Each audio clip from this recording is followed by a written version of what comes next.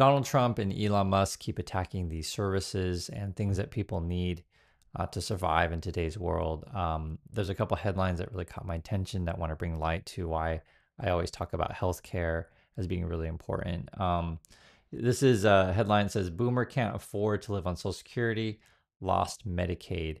And Elon Musk is trying to figure out ways to cut people's Social Security also. And I always want to bring to light regular people's stories because I think it really matters. It says here at 74, Rebecca needs back surgery to properly walk again. But first, she must get a part time job so she can pay for the procedure. Right. So she's in a catch 22. I need to work to pay for my medical expenses, but my medical expenses are too high. And so then therefore I can't work. And I've said so many times, one of the biggest fixes that you could do in USA is just bring down the cost of healthcare, right? It would keep and help so many people.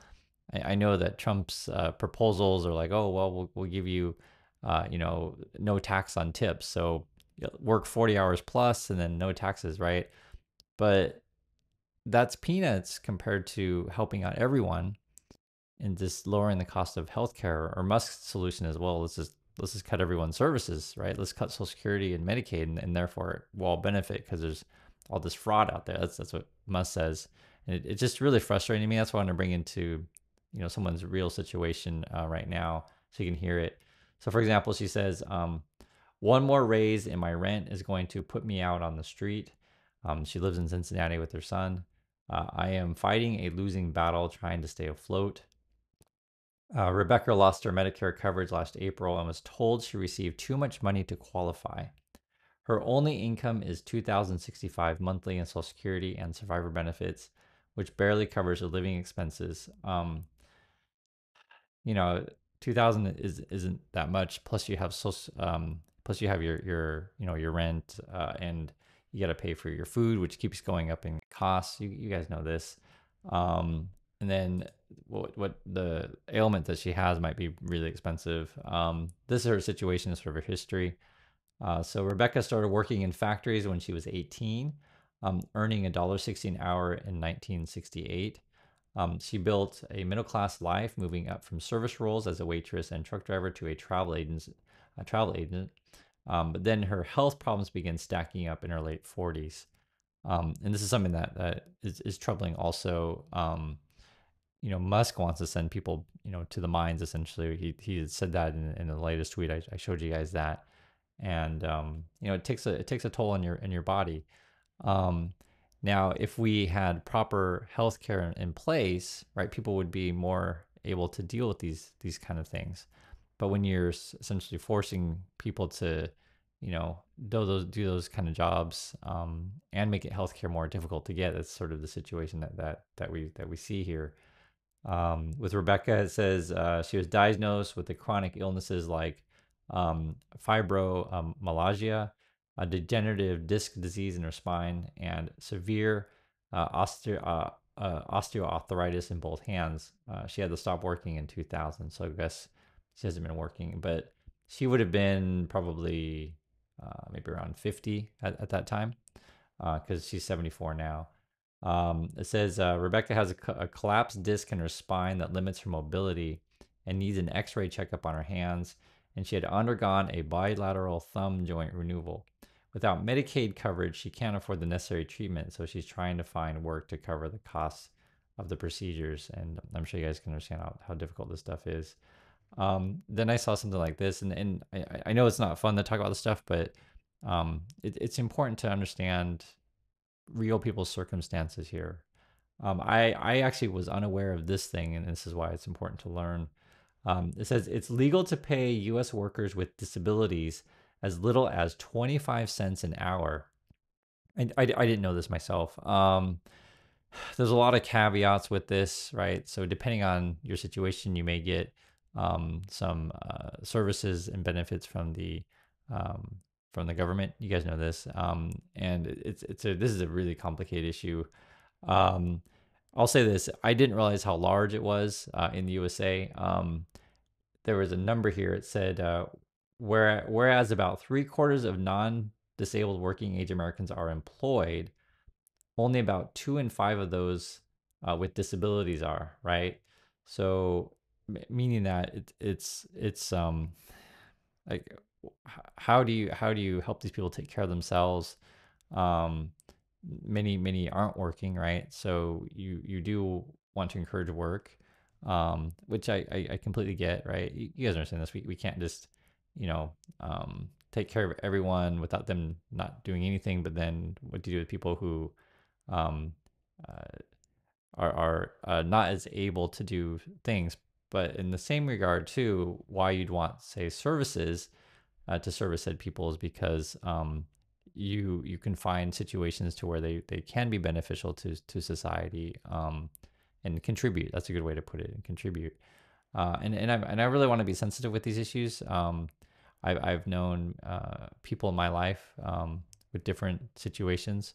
When I was in elementary school, I remember really clearly that a girl in one of my classes that was in a wheelchair, and none of the kids would play with her, but I did it at recess. I just, why wouldn't you want to play with her? And I don't understand other kids why they don't care about other people. It is what it is, but um, it's just something that I have always grown up knowing that you should, you know, if you have the means and the ability, you should help other people.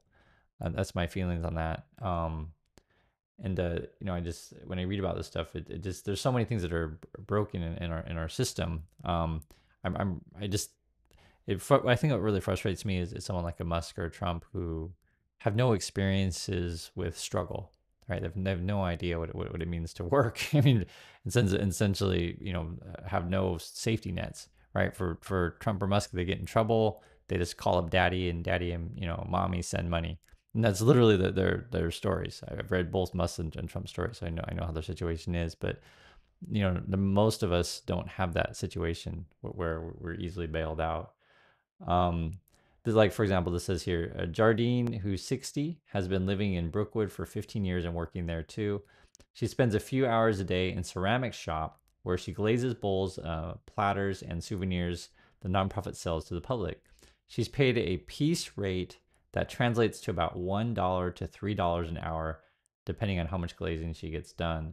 Brookwood is exempt from paying her the federal minimum wage of $7.25 because of her disability.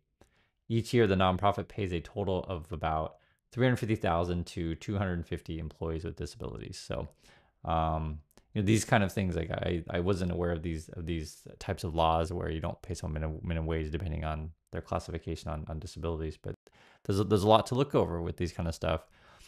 The thing is, though, and I don't pretend to know everyone's situation. I mean, it gets really complicated. The thing is, though, is that I saw this headline which directly relates.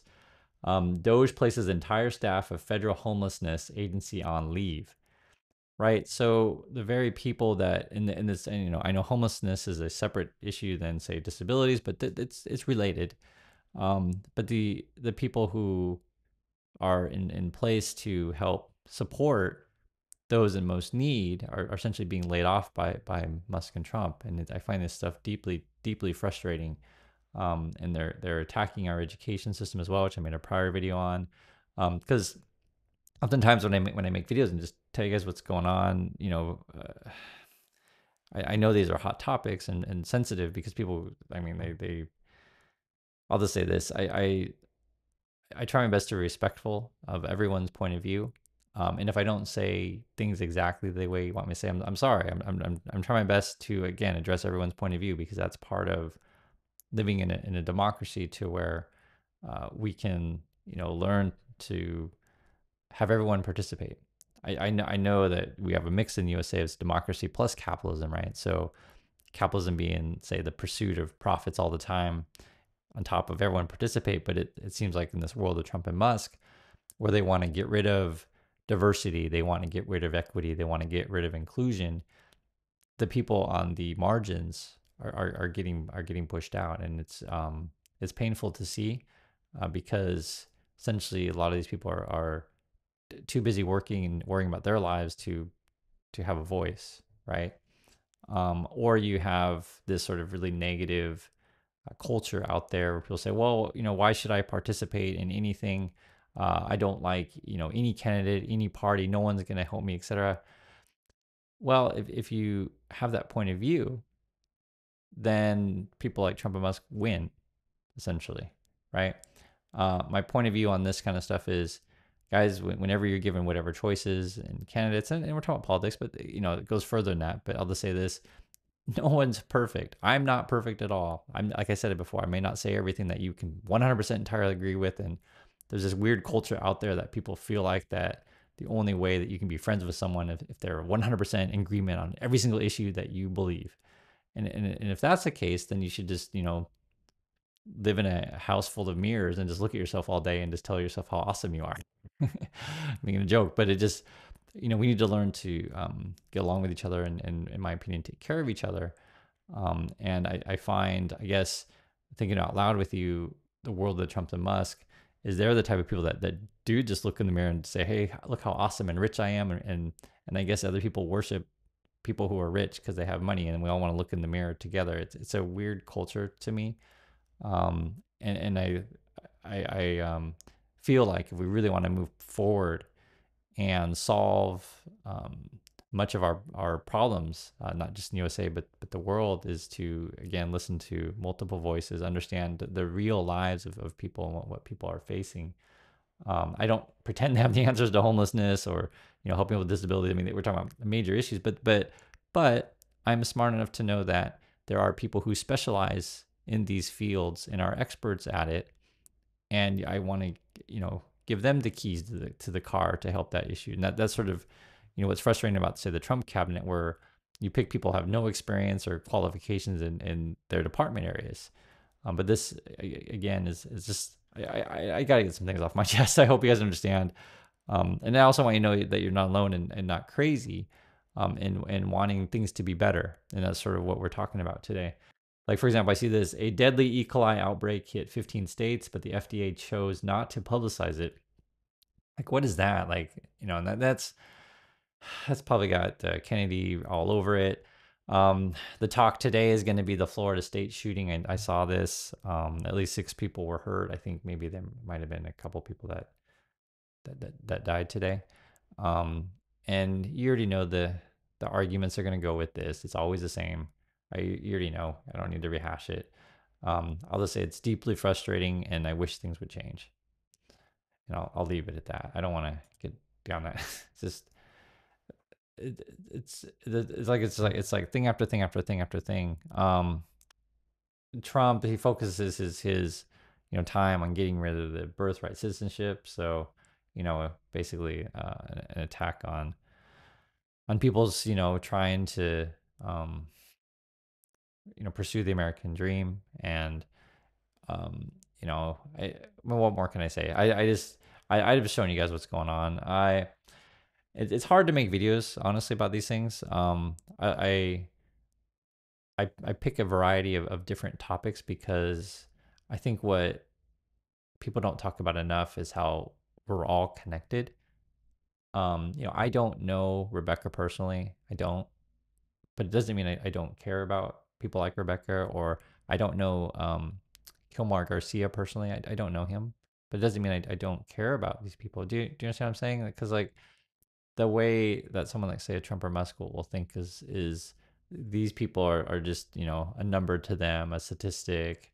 They don't really have any relationship to them in any way, or any caring in their heart for those kind of people.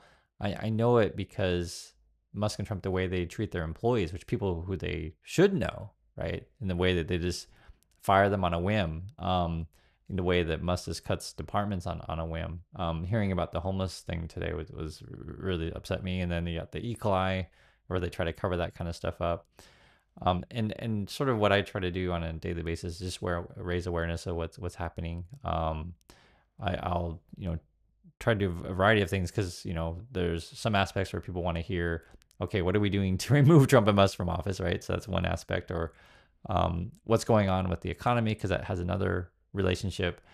If money is flowing everywhere, then hopefully it reaches everyone. I know it doesn't, but I'm just saying hopefully it does. Because you want to improve all aspects of society.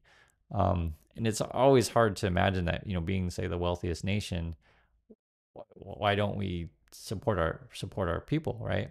Be it healthcare, education, public transit. I always mention those three things because that's something that it benefits all of us, right?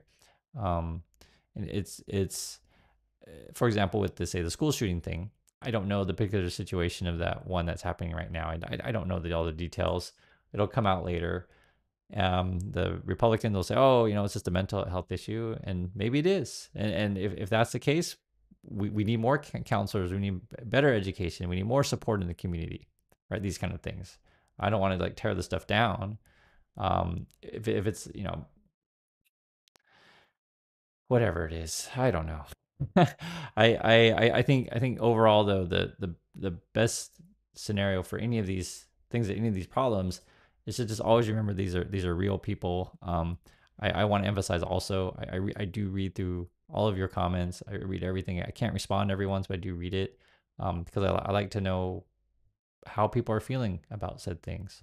Because it's important to know that your voice matters and you are heard. And the more that we get used and change as a society to listen to each other, the better off we will be. I, I see so many bad faith arguments out there where people basically just don't listen. Like for example, if I wasn't listening to Rebecca, I would just tell Rebecca, you just get a job, right? Like then that means I just completely ignore that she's hurt right now, and you know we need a situation to where okay, if you're willing to work, right, and she's quite old as well, which is another issue. She's 74, and you know the costs are enormous for her, right? You know maybe we need to build better housing situations to where it's more affordable. I'll just give you an example. I mean, there's some multiple solutions that where you can tackle these kind of things. And you know, I'll just leave it at this. Uh, we could use a lot more caring in this world, and then I'll leave it at that. So, I do appreciate your time, everyone. I hope you understand why I like to go through multiple issues, and I'll catch you all in the next video.